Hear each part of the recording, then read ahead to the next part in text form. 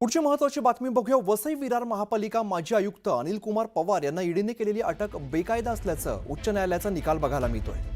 13 August 2025 रोजी पवारांना अटक करताना त्यांच्या विरोधात कोणतेही ठोस पुरावे ईडीकडे उपलब्ध नव्हते। यूडीडी विभागाचे अधिकारी YS रेड्डी यांच्याशी व्हॉट्सॲप चॅट हे पवार यांनी पालिकेचे आयुक्त म्हणून सेवेत रुजू झाल्यानंतर केलेला आहे। त्यामुळे ईडीने केलेली अटक आणि त्यानंतर विशेष न्यायालयाने दिलेले कोठडीचे आदेश रद्द करतायत। उच्च न्यायालयाने अशा प्रकारचे आदेश दिलेले आहेत। अनिल कुमार पवारांची ईडीने केलेली अटक बेकायदा असल्याचं निरीक्षण कोर्टाने नोंदवलेलं आहे। त्यामुळे अनिल कुमार पवार यांना मोठा दिलासा बघायला मिळतोय। प्रशांत बाग आमचे प्रतिनिधी आपल्याला अधिकची या संदर्भातली माहिती देतात। प्रशांत, काय अधिकची माहिती आहे? अमित, खरं तर ही ईडीला दिलेली चपराक आपल्याला नक्कीच म्हणता येईल। अनिल पवार यांना जी केलेली 13 ऑगस्टला अटक जी होती ती अटक करताना ईडीकडे कोणतेही सबळ पुरावे नव्हते असा स्पष्ट निकाल मुंबई उच्च न्यायालयानं दिला। आणि या सगळ्या विषयामध्ये जे दरम्यान 341 पानांचं आरोपपत्र हे अनिल पवार यांच्या विरोधात ईडीने दाखल केलंय, तर या आरोपपत्रामध्ये सादर करण्यात आलेले पुरावे जे आहेत ते पुरावे, त्यांच्या तारखा, आणखी त्यांच्या वेळा या कुठेही या पूर्ण भ्रष्टाचाराच्या आरोपाशी मेळ खात नाही अशा प्रकारचं सुद्धा निरीक्षण उच्च न्यायालयाने नोंदवलंय। अजित पवार यांना ईडीने केलेली अटक आणि विशेष न्यायालयानं केलेली कोठडीत रवानगी हे दोघंही आदेश मुंबई उच्च न्यायालयानं रद्द केल्यानं अनिल पवार यांना खूप मोठा दिलासा मिळालाय आणि ईडीला खूप मोठी चपराक सुद्धा मिळाली आहे।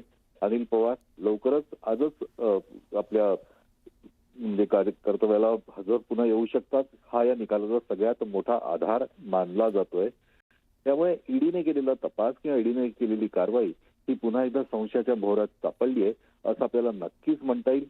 जी मालमत्ता या विषयावरचं प्रकरण असेल त्या विषयावरची चौकशी ही जरी ईडीची सुरू राहणार असेल, त्यांनी जरी आरोपपत्र दाखल केलं असलं तरीही अनिल पवार यांना केलेली अटक ही योग्य नव्हती, ही बेकायदा होती। हा स्पष्ट निकाल उच्च न्यायालयाने निकालताना PMLA कायद्याअंतर्गत एखाद्या आरोपीला अटक केली तर 3 महिने त्याला कारावास म्हणजे त्याला जामिनासाठी अर्जच करता येत नाही।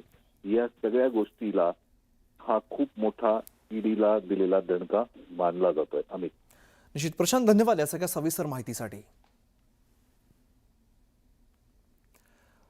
तर ईडीने केलेली अटक बेकायदा असल्याचं हायकोर्टानं निरीक्षण नोंदवलेल्या अनिल कुमार पवार यांना त्यामुळे मोठा दिलासा बघायला मिळतोय।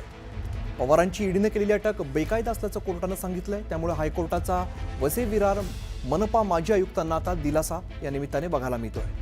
विरोधात कोणतेही ठोस पुरावे ईडीकडे नव्हते असं सुद्धा कोर्टानं सांगितलेलं आहे। अनिल कुमार पवारांची ईडीने केलेली अटक ही बेकायदा असल्याचं कोर्टानं सांगितलंय।